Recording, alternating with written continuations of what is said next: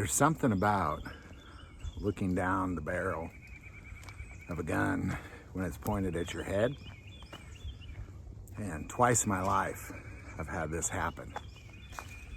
Now, before I get into it, because these are pretty good stories that I think you can learn a bit from, I do want to take a moment and thank our sponsor, Victory Chrysler Dodge Jeep Ram, for not just supporting our channel, but being the hands and feet of Jesus Christ by building orphanages all over this world, by building battered women's shelters, by building food pantries and hot kitchens. So I'm going to put their link below. Check out their Giving Hope link. Check out their ministries through there. Now, if there's a ministry that particularly tugs at your heart or is close to your home, I recommend you buy a car from them if you're going to buy a car, because they can ship it to you and then the proceeds go towards that ministry and not just in some car dealer owner's pocket. So that link is below. So thank goodness both times that this has happened, nobody pulled the trigger, but both times was somebody incredibly irresponsible and dangerous. The first time, I was 16 years old. And I just started driving a car, and I was driving in my neighborhood in the suburbs of Kansas City. And a friend of mine was coming towards me, and it was not just my friend, but he had another friend of mine as a passenger. And they weren't really close friends. They lived in my neighborhood. We all ran around a little bit, but not a lot. I mean, we were friends enough to stop, let's put it that way. Not friends enough to necessarily be hanging out all the time. But you see them, you stop. And I don't remember what we were chatting about, just random whatevers. And my driver's window was facing the driver's windows because we were going opposite directions. And he just pulled the gun out and pointed it straight to my head. And I know he was playing around. I think he was trying to show off that he had a gun, because he was kind of smiling and joking. And I said something to the effects of, get that, words I won't say, out of my face. Don't ever do that again, kind of thing. And he laughed and put it away.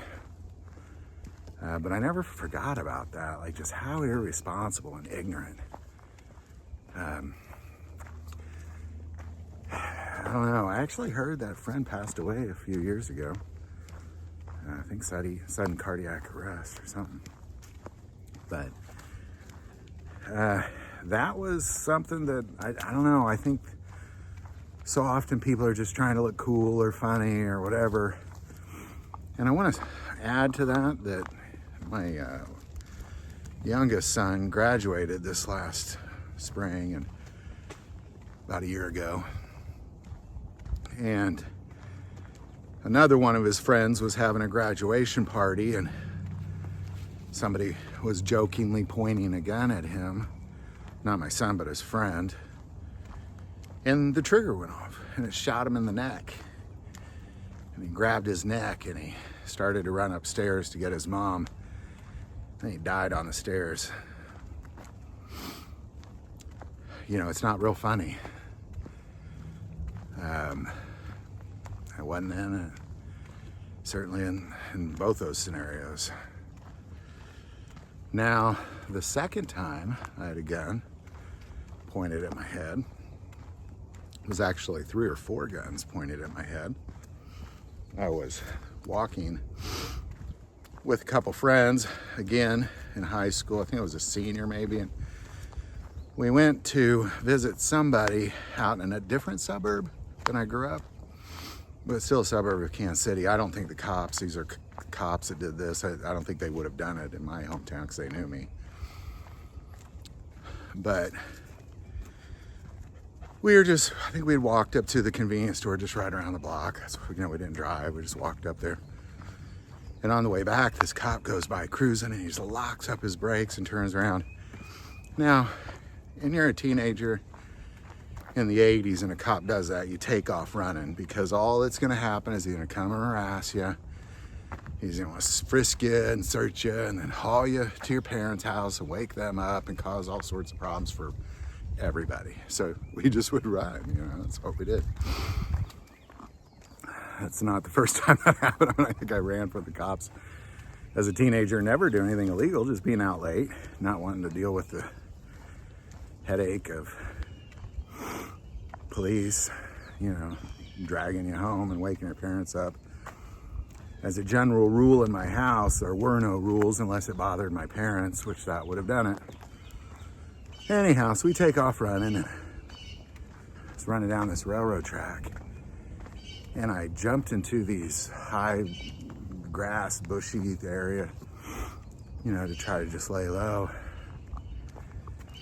And I don't know where my friends went. We all kind of went different directions. And I could hear the cops around me, and I was just being quiet. Just all of a sudden, a couple of them jump on me and start screaming, "Don't move or we'll blow your," you know, expletives, head off. And I looked up because I was on my stomach, and I looked up and I had at least 3 or 4 guns pointed right at my head. And I never forget what I said. I literally said out loud, "You have my full cooperation, officers." So they handcuffed me and took me to their car and asked me why I was out. And I think I said I was going to get some candy at the convenience store, and you guys freaked us out. So they ultimately took me home, woke up my parents, blah, blah, blah. But, you know, pretty extreme. I was telling my wife that story. She said, "I'm not so sure you wouldn't have got shot if that was today." I'm like, yeah, you're right. You know, why the extreme? I mean, I kind of get it. You're in the, you know, you're in the middle of the woods in the middle of the night. You don't know who that is. And that's kind of like I said, if it was my hometown, they probably would have started yelling my name, telling me to come out, kind of thing. Growing up, that's just how it was. Everybody knew each other, and cops definitely knew me very well. Not because I necessarily did anything wrong, I just was always out having a good time in the wee hours of the morning, kind of thing. So those were the 2 times, you know, both times I think very dangerous, very irresponsible, very unnecessary. Be cautious out there. Make sure you take some time to be armed and trained up and ready to rock and roll if necessary. But man, just try to avoid these scenarios as best you can. I hope I never see that end of a barrel ever again. Any thoughts or insight on any of that, definitely put it below. If you have some stories, put those below as well. I do want to take a moment and say that most people watch this channel, they're not subscribers. Please take a moment, hit that subscribe button. It greatly increases the algorithm and our ability to get these messages out. That link is below. But the most important part of this channel is we take prayer requests, so never, ever hesitate to send that in. Thank you for watching this episode of God, Family, and Guns. As always, love God, love your family, love guns.